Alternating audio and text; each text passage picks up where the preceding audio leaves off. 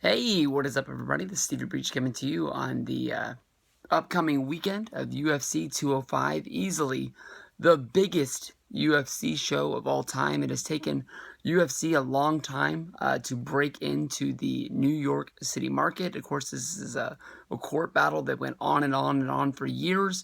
UFC was trying to sue the state of New York, basically saying that the Sports Commission was trying to keep out UFC, and basically was told that you can't put a price on a show that it isn't booked.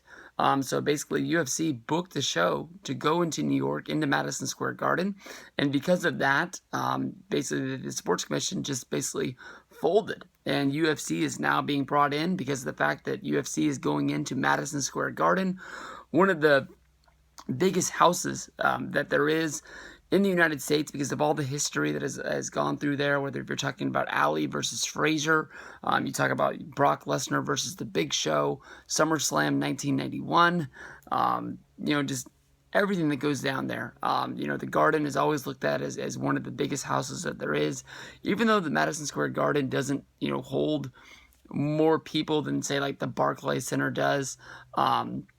Which is newer in Brooklyn, for most, events that is like professional wrestling or boxing. You can only get about 20,000 people in there. And the newer arenas, even though they don't have the history, you can pack tons and tons more people into there. So a lot of people are looking forward to this show. Of course, it's headlined by Conor McGregor, one of the biggest names there is in UFC, going up against Alvarez. I think this is going to be a really good fight for the lightweight championship. Conor has been looking to go after this title for a long time because of all of the new rules that are involved with guys dropping weight before fights, because of, especially when you think about the UFC fight that was supposed to happen in Sacramento. I believe that was 2 years ago. Where basically the guy was trying to cut weight so bad, he was taking the salt bath, he got up out of the salt bath and he passed out, and the show wasn't able to have a championship fight that night because of the fact that the champion passed out. Laws and rules in UFC had to be changed, and this, that, and the other. So now basically all guys are basically moving up one weight limit or one weight class in order to keep going. Conor, who hasn't defended the championship in a long time, still is holding on to the featherweight championship that he won from Jose Aldo. That fight honestly seems like it was forever ago, being held in late December of 2015. I think everybody remembers where they were when he knocked him out. At UFC 196, Conor McGregor was supposed to move up a weight class and be able to take out the champion Rafael dos Anjos. Dos Anjos basically said that he had broken his foot and wasn't going to be able to hold that fight.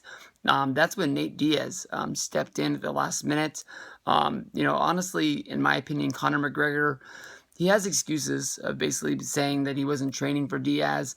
But honestly, in my opinion, that fight reminded me a lot of Mike Tyson, the fight against Buster Douglas in Japan.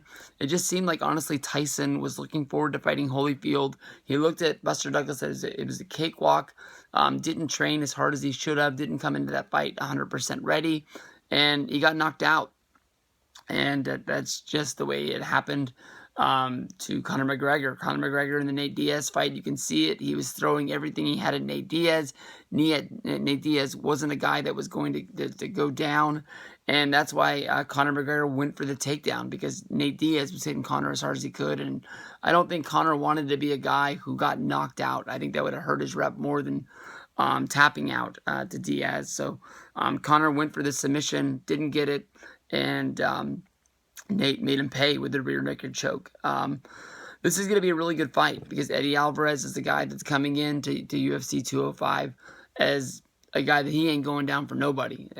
He's made the promise, basically saying that this fight's not going 5.